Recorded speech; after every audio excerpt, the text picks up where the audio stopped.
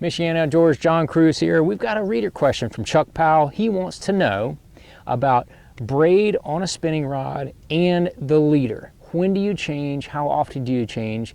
That whole thing. Now that is a good question, something that I've kind of developed over the years, a little system for, because typically on about every spinning rod that I have, I'll have braid on there as the main line going to a fluorocarbon leader. And I think the biggest thing is to make sure that you're using high quality line on both, because you don't have to change all the time. You're not going to spend $1 zillion on braid and fluorocarbon for your spinning setup. I'm going to put a high quality braid, either 12 or 16 pound Sunline X plasma on that main line. That should last you an entire season of fishing.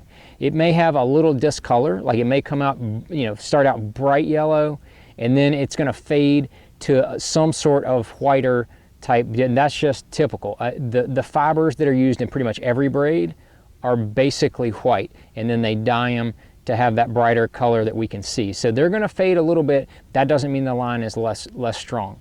That's number one. Number two is the fluorocarbon leader. That fluorocarbon leader is the part that you can change more often. I'm going to have probably a 20 to 24 foot leader. That allows me 2, 3, or maybe even 4 reties before I need to even think about putting on a whole new leader. I'm going to use an FG knot.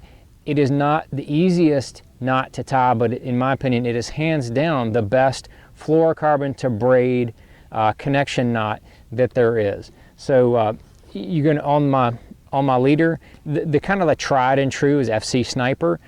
Sunline has some other options that are more for heavier cover. Like if I'm going to be throwing around heavier cover, I'm going to use the Mabaroshi. It's just a more abrasion resistant line. If I'm going to be fishing more open water, I'm just probably going to stick with the FC Sniper. I've got that in all the various sizes in my line bag, and that's what I use out there on the Elite Series Tour. Probably you can fish a handful of days on one leader if you don't have to retie too many times and get that leader length too short.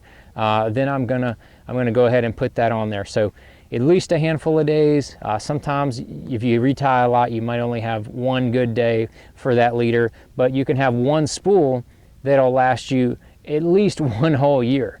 So you don't have to buy a lot of spools. But I hope that answers your question there, Chuck.